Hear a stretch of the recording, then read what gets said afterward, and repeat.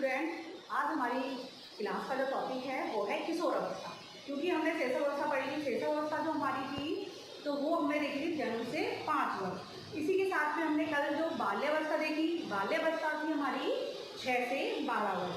इसी के साथ में आज हम जो टॉपिक देखेंगे किशोर अवस्था। और शैशव अवस्था, बाल्यावस्था में हमने शारीरिक विकास देखा है, मानसिक देखा है, सामाजिक, चारित्रिक और भाषाई। तो ये पांचों विकास देखेंगे कि विकास कैसे कैसे होता है, कैसे कैसे नहीं होता है। जो हम टॉपिक है वो विकास की अवस्थाएं पढ़ रहे हैं। अवस्थाएं में हमने अलग अलग पॉल सेनेक, सेले, सभी विचारकों के विद्वानों के अनुसार हमने इनका अध्ययन पहले कर चुके हैं। इसी के साथ में अपन अवस्था में चल रहे हैं और अपन अवस्थाएं पढ़ रहे हैं। तो आज हम देखेंगे किशोर अवस्था में विकास कैसे होता है। इससे पहले हम एक चीज़ समझ लेते हैं किशोर अवस्था क्या होती है। तो किशोर अवस्था जो हमारी होती है वो होती है 12 साल के बाद जो स्टार्ट हुई है, यानी 12 से 18। कई विद्वानों ने अलग अलग बताया है, किसी ने 19 साल तक बताई है, किसी ने 13 से 19 बताया है, किसी ने 12 से 21 बताया है, किसी ने किसी। तो अलग अलग विचारकों ने अलग अलग बताया। तो इसका हम अध्ययन करेंगे। इसी के साथ में किशोर अवस्था जो अवस्था है उसको संघर्ष और तूफान की कहते हैं, क्योंकि इसके अंदर जो परिवर्तन होते हैं वो परिवर्तन इतने जल्दी होते हैं। कई हार्मोन्स के वो होते हैं और कई परिवर्तन आते हैं बालक बालिकाओं में। तो उसमें क्या वो एडजस्टमेंट नहीं कर पाते। कई चीज़ें ऐसी होती है तो उसमें उनको संघर्ष और तूफान में कई मुसीबतों वाला, समस्या वाली अवस्था भी इसको कहा जाता है। तो आज हम देखेंगे किशोर अवस्था। तो इसमें देखेंगे किशोर अवस्था में विकास। तो जो किशोर अवस्था है, जो एडोलसेंस, तो ये एडोलसेंस क्या है?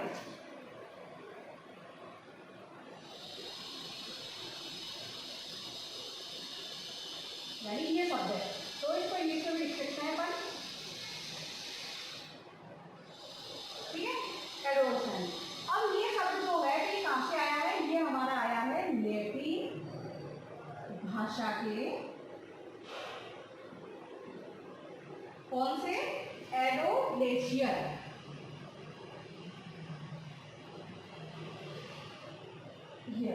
इस शब्द से इसकी उत्पत्ति हुई है। इसकी एडोलसेंस शब्द की लैटिन भाषा के साथ एडोलसियर से हुई, जिसका अर्थ क्या होता है? जिसका अर्थ होता है, क्या होता है इसका अर्थ? परिपक्वता की ओर बढ़ना।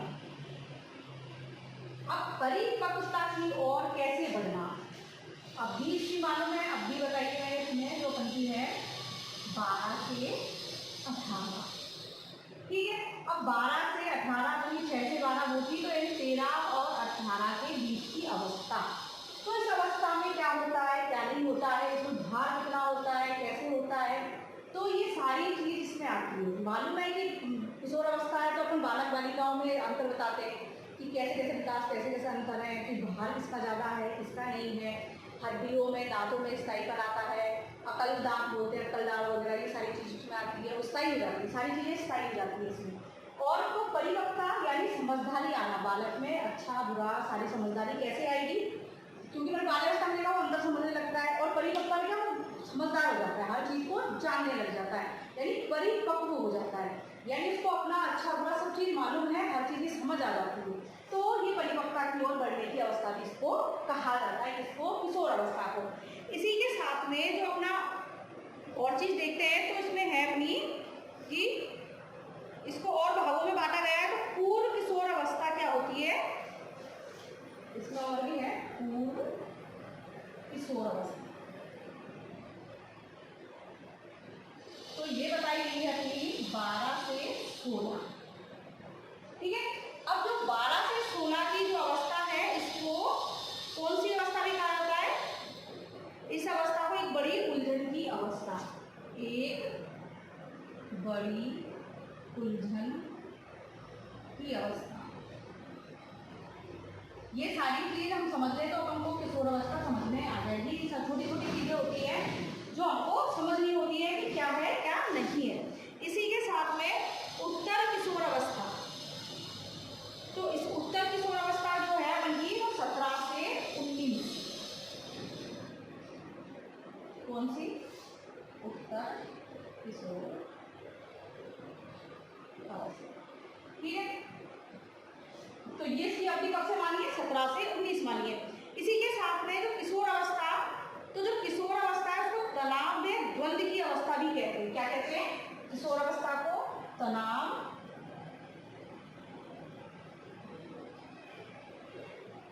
व द्वंद्व,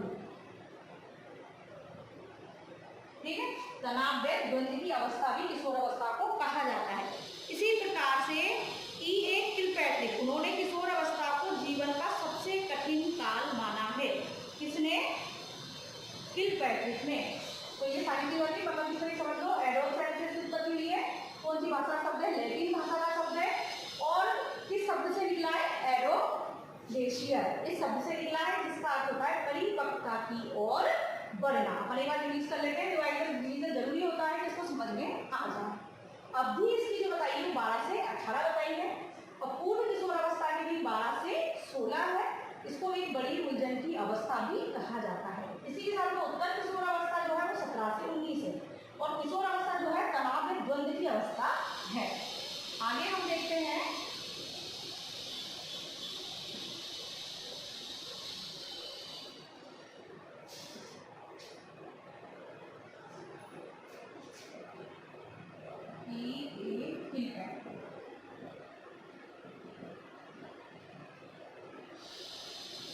इनके अनुसार इन्होंने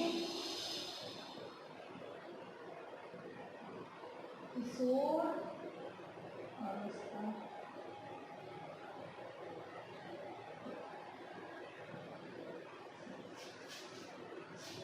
को जीवन का कठिन काल कहा। कठिन काल क्यों कहा है? कि बच्चा इसमें एडजस्टमेंट नहीं कर पाता परिवार के साथ में, भाई बहन के साथ में, क्योंकि इसमें हार्मोन्स इतने वो होते हैं, इतने परिवर्तन होते हैं जिससे बच्चा नहीं आता। इसलिए किलपैट्रिक ने किशोर अवस्था को जीवन का कठिन काल, सबसे कठिन काल माना है, यानी जीवन का सबसे कठिन काल। और किशोर अवस्था में बुद्धि का विकास लगभग पूर्ण हो जाता है। किशोर अवस्था में क्या होता है?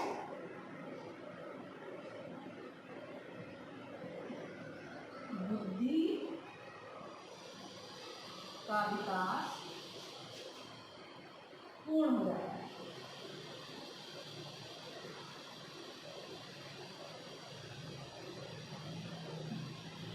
ये ध्यान रखना, बुद्धि का विकास पूर्ण हो जाता है किसमें? किशोर अवस्था में, ठीक है। इसी के साथ में बालक की इस अवस्था में समाज सेवा की भावना प्रबल होती है। क्या होती है इसमें? समाज सेवा की भावना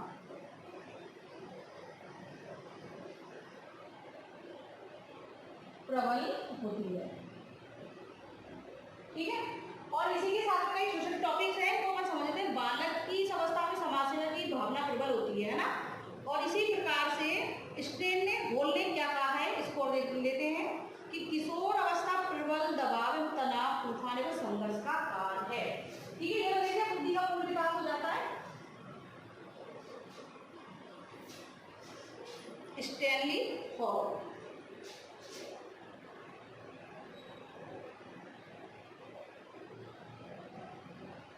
इनमें ये कहा कि किशोर अवस्था बहुत तनाव संघर्ष की अवस्था है ना। यानी किशोर अवस्था प्रबल दबाव, तनाव, तूफान एवं संघर्ष का काल, यानी इसमें छोटी चीज याद रखिए, तूफान व संघर्ष का काल कहा है। किसने कहा है?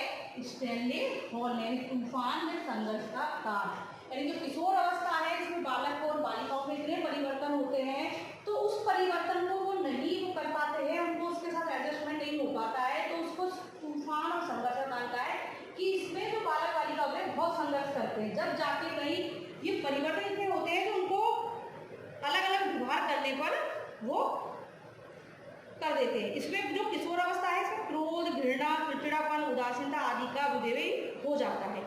क्योंकि ये अवस्था जो होती है तो ये बाल्य अवस्था के समाप्त होकर प्रौढ़ अवस्था तक पहुंचने की अवस्था के बीच का होता है। तो इसमें घृणा, क्रोध, ये सारी चीज बहुत ज्यादा आ जाती है। कैसी जाती है? क्रोध, घृणा, ये दोनों चीजों का बहुत विकास इसमें हो जाता है किशोर अवस्था में। इसमें बच्चे को कुछ चीज कहते हैं तो वो चिड़चिड़ा लगता है, उटपटांग जवाब देने लगता है, ये सारी चीज आ जाती है। इसी प्रकार से क्रो एंड क्रो के अनुसार किशोर ही वर्तमान की शक्ति और भावी आशा को प्रस्तुत करता है। यानी क्रो एंड क्रो ने कहा है कि इसमें ही बच्चा जो बालक है यानी अपने भावी जीवन को क्या करता है, जो उसके आने वाला जीवन है उसके लिए वो इसको आशा को प्रस्तुत करता है, वर्तमान की शक्ति और भावी आशा को प्रस्तुत करता है। ठीक है, इसमें किशोर अवस्था। तो ये हो गई किलपैट्रिक, स्टैनले और क्रो एंड क्रो के द्वारा।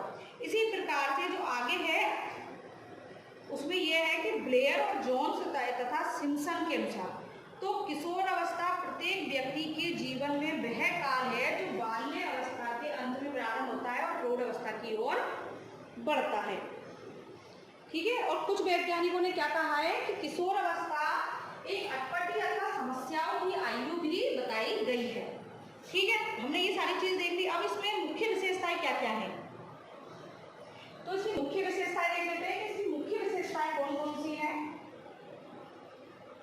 क्योंकि किशोर अवस्था की विशेषताएं कौन कौन सी, कैसे परिवर्तन होंगे कैसे नहीं होंगे, ये सारी चीज को भी हम देख लेते हैं। यानी इसकी विशेषता है किशोर अवस्था की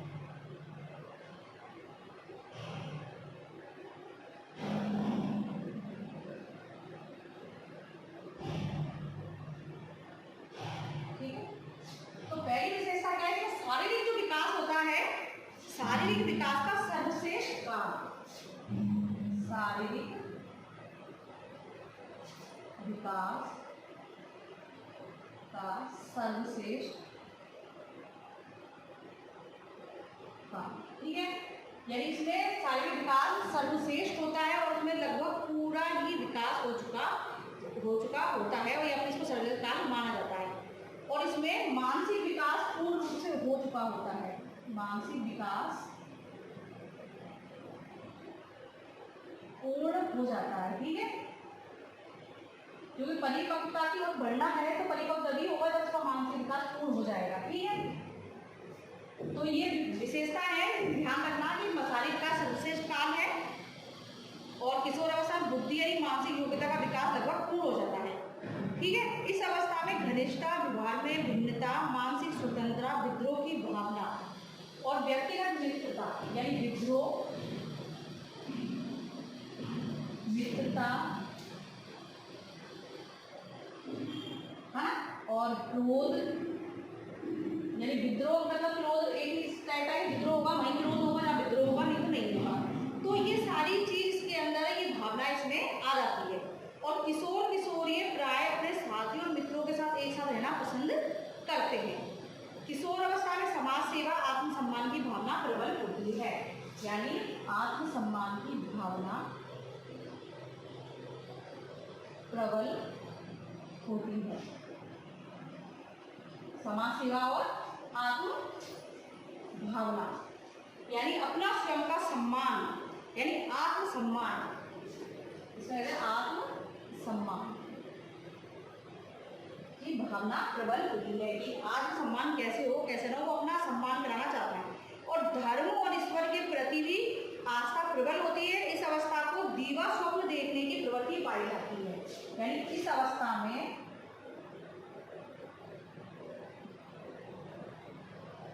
दीवा स्वप्न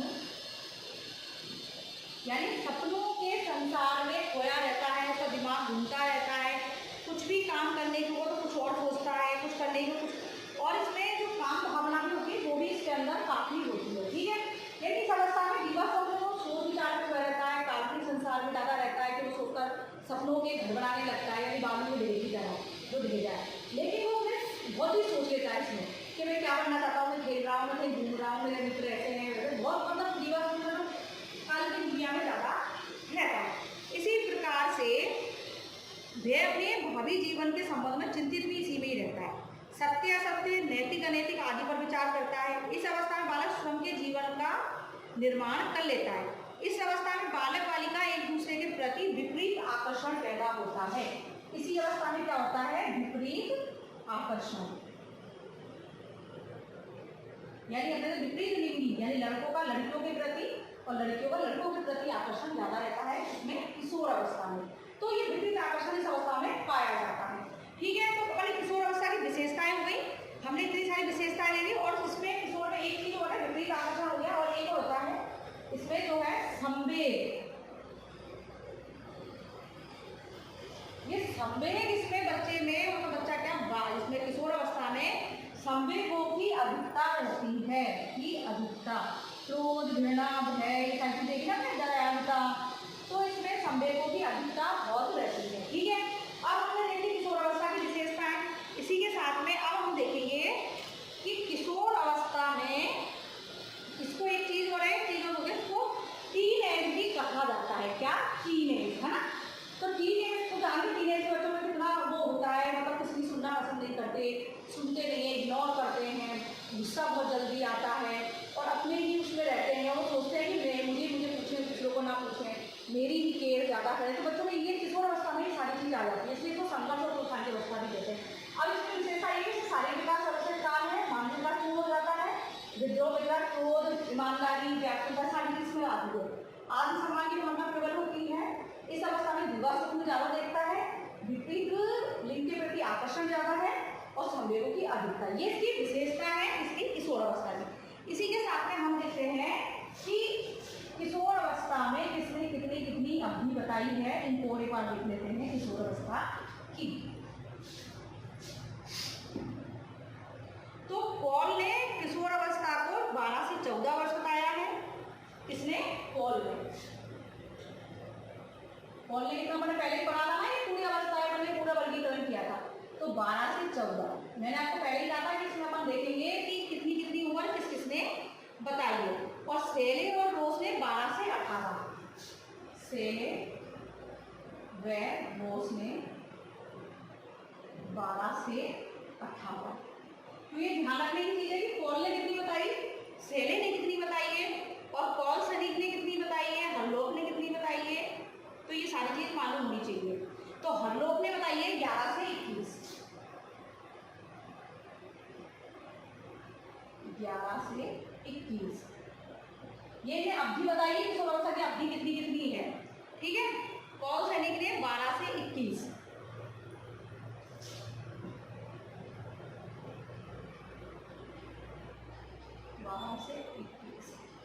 ये मोस्ट है कि पॉल ने 12 से 14 अवधि बताई है कि किशोरावस्था का प्रारंभ विद्वानों द्वारा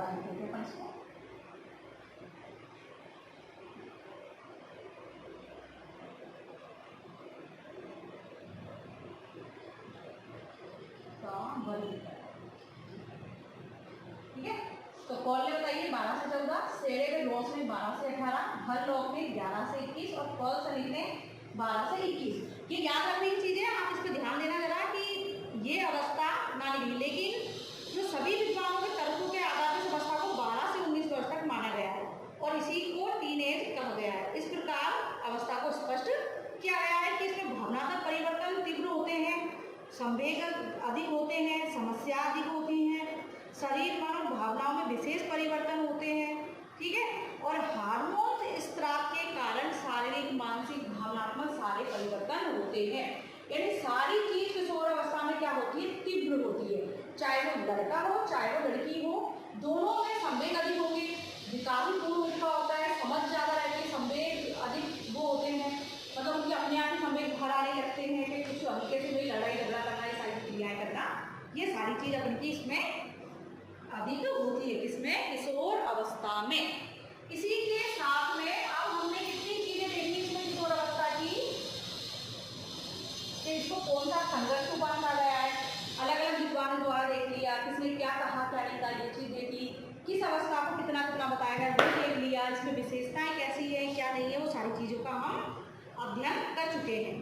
इसी के साथ में अब हम देखते हैं कि इसमें विकास कैसे कैसे होता है, यानी किशोर अवस्था और मानसिक विकास, सारे विकासों का हम अध्ययन करेंगे। ठीक है, इसी प्रकार से अब हम देखते हैं उसका विकास कि 5 अपन ने देखा है, केशोवस्था, बाल्यावस्था सबने देखा था। तो पहला है अपन का शारीरिक, पॉइंट सेम है सभी के कि कैसे कैसे हैं, मानसिक, क्योंकि हम दोनों अवस्थाओं में ये चीज पढ़ चुके हैं, सामाजिक, चारित्रिक, और 5वां अपना ऊंचाई। ठीक है, सब में विकास लगा दो।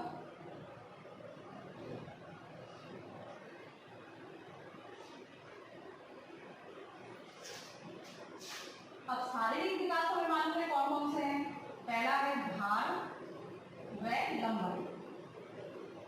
अब भार और लंबाई में क्या होगा, इसमें लड़के लड़कियों से भार में अधिक होते हैं। इसमें लड़के लड़कियों से भार में अधिक। ठीक है, और 16 वर्ष तक लड़कियों की लंबाई बढ़ती है और वो यहाँ 16 वर्ष तक लड़कियां अपनी लंबाई में परिपक्व हो जाती है। ठीक है, और इसमें लड़कियों का हो गया ये। इसी प्रकार से लड़कों में कहाँ तक है, 18 वर्ष तक लड़के परिपक्व हो जाते हैं। तो ये हो गया आपका लंबाई और भार।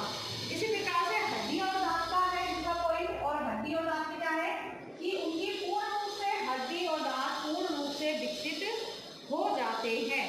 ठीक है, इसमें किशोर अवस्था में ढांचा पूर्ण हो जाता है। छोटी छोटी जो हड्डियां एक दूसरे से जुड़ जाती हैं, इस वजह से दांतों का स्थायीकरण हो जाता है। ठीक है, और अक्कल के दांत भी निकलने लगते हैं। ठीक है, इतना समझ में आ गया कि इसमें क्या होता है, हड्डियां एवं दांत। तो इसमें दोनों चीज स्थायी हो जाती है, स्थायी। ठीक है, और छोटी छोटी हड्डियां जुड़ के पूरी मजबूत हो जाती है, विकसित हो जाती है और अक्कल दांत भी निकलने लगते हैं। इसी साथ में तीसरा है सिर एवं मस्तिष्क।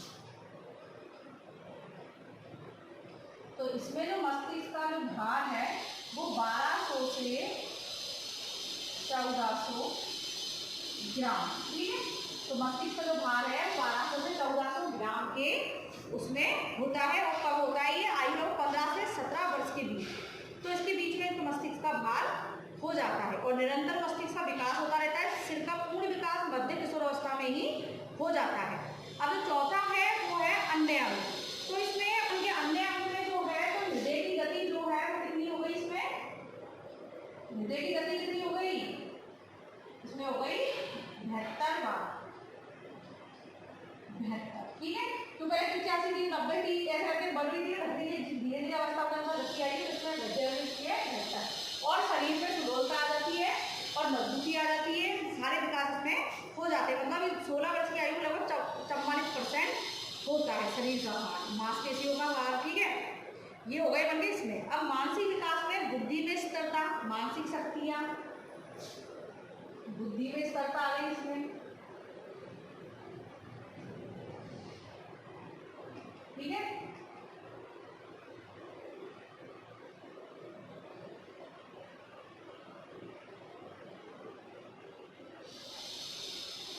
तो ये सारी चीज हम पहले भी चीजों का अध्ययन कर चुके हैं। टोटल सभी चीज हम पढ़ चुके हैं जहाँ तक है।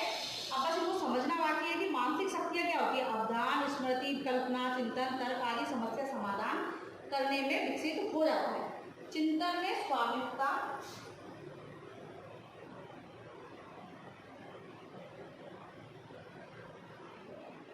मतलब चिंतन करेगा तो स्वामित्व होता है, वो कुछ भी सोच सकता है, कुछ भी कर सकता है। कल्पना शक्ति का विकास, और कल्पना शक्ति भी हो जाती है उसकी, काल्पनिक दुनिया में रहता है, कुछ भी सोच सकता है, कल्पना संसार में घूम सकता है। ठीक है, तो इसमें भी होती है। और रुचि में विविधता।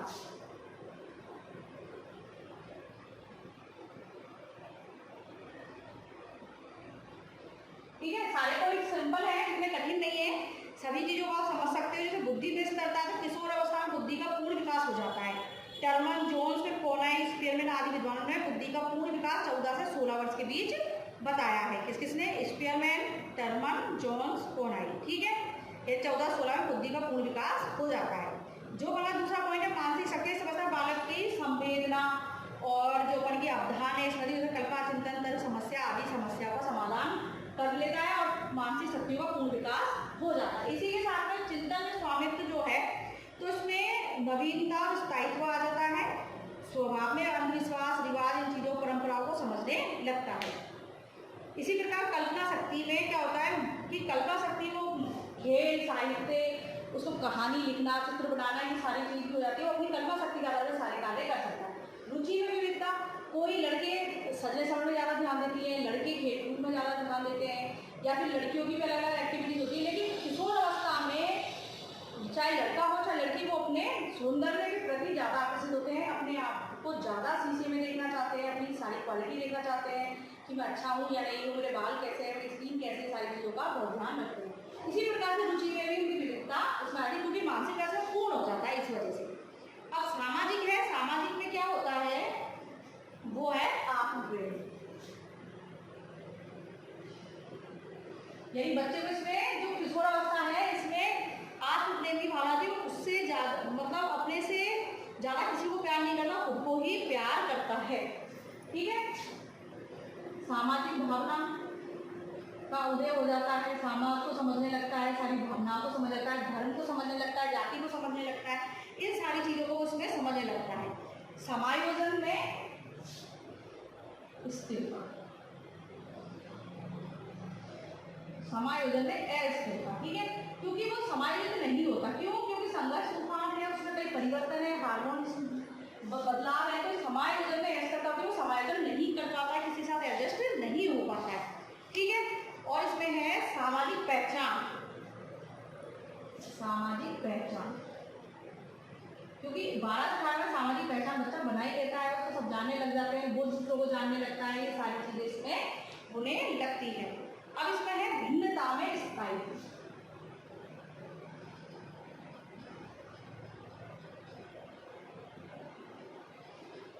यानी भिन्नता यानी अंतर समझ जाता है, कौन अच्छा है, कौन बुरा है, किसका व्यवहार अच्छा है, कौन कैसा है, तो वो अपने मित्र, दोस्त और उसके जो दुश्मन, सब चीज़ को समझ जाता है। तो भिन्नता समझ जाता है, लड़के लड़कियों में भिन्नता आ जाती है, वो हर चीज़ को इसमें समझने लगता है। किशोर किशोरी में मित्रता स्थायी हो जाती है, ये सारी चीज़ इसी में आती है। इसी प्रकार से हमने लास्ट का भाषा विकास और चरित्र विकास है। चरित्र में क्या होता है, आदर्श व्यक्तित्व, मानव धर्म, सभ्यता, संस्कृति, ये सारी चीज का भी इसके अंदर हो जाता है विकास। ठीक है, तो ये छोटी छोटी चीज है। इसी प्रकार से आप देखते हैं हम चारित्रिक विकास। अब चारित्रिक विकास तो क्या होता है, जो किशोर अवस्था है उसमें चारित्रिक विकास के गुणों का पूर्ण विकास हो जाता है। चारित्रिक गुण जैसे कि दयालुता, मित्रता और अपने व्यवहार में परिवर्तन लाना, कि उसमें कहते हैं ना ईमानदारी, ये सारी चीज़ आ जाती है। तो उसके पूर्ण विकास हो ही जाता है कि मान लो किशोर अवस्था में मानसिक विकास पूर्ण हो गया, तो उसमें चरित्र भी उसमें कुछ ना कुछ परिवर्तन, इतना अच्छा बुरा समझने लग गया, सहयोग, मित्रता, सारी चीज़ समझने लग गया, तो सारी चीज़ को चरित्र विकास पूर्ण हो जाता है। तो इसमें क्या आदर्श व्यक्तित्व का गठन हो जाता है कि बच्चों को क्या बनना है क्या नहीं बनना है वो सोच लेता है और उसमें उभरने की कोशिश करता है। स्वाभाविकता का विकास यानी स्वभाव उसका अपने आप परिवर्तन होने लगता है, दूसरों को देखते हुए अपने आप को बदल देता है। तीसरा है समायोजन का अभाव, इसलिए है कि दूसरों के साथ समायोजित नहीं हो पाता है। क्यों? क्योंकि विचार एक दूसरे के अलग होते हैं, विचार नहीं मिल पाते हैं, वो सोचते हैं कि मेरे अनुसार सब चले, दूसरा सोचेगा मेरे अनुसार चले, इसलिए इनमें समायोजन का अभाव होता है। मानव धर्म को महत्व, यानी इंसानियत जरूर होती है कि हाँ कि क्या है क्या नहीं है, दोस्त है कैसे व्यवहार करना है, समाज में कैसे रहना है, परिवार में कैसे रहना है, ये मेरे भाई बहन है, ये मेरे रिलेटिव है, कौन है कौन है, सारी चीज़ का भी इसमें मानवता का विकास हो जाता है। सभ्यता और संस्कृति का संरक्षण करने लगता है कि कोई चीज़ ना बिगड़े, हमारी संस्कृति है, ये चीज़ है, तो वो चीज़ों को बिगड़ने से ही बताता है। और चारित्रिक गुणों का विकास। अब भाषा विकास में ये है कि भाषा विकास में बच्चा जो किशोर अवस्था में कोडिंग सीख जाता है, कोड क्या है क्या नहीं है, चित्र बनाने लग जाता है, लेकिन भाषा का विकास भी उसका पूर्ण हो जाता है। वो सारी जो उसके आसपास की भाषा बोली जाती है उनको वो समझने लग जाता है। तो इसी के साथ में आज उनका ये एडोलसेंस यानी ये पूरा टॉपिक हो गए हैं, अपनी तीनों अवस्थाएं हो गई हैं। तो इसी के साथ में आज बाल विकास का जो था, विकास की अवस्थाएं थी, विकास अवस्थाओं का वर्गीकरण था, ये सारी चीज़ों का अध्ययन हमारा पूर्ण हो गया है। ठीक है, धन्यवाद।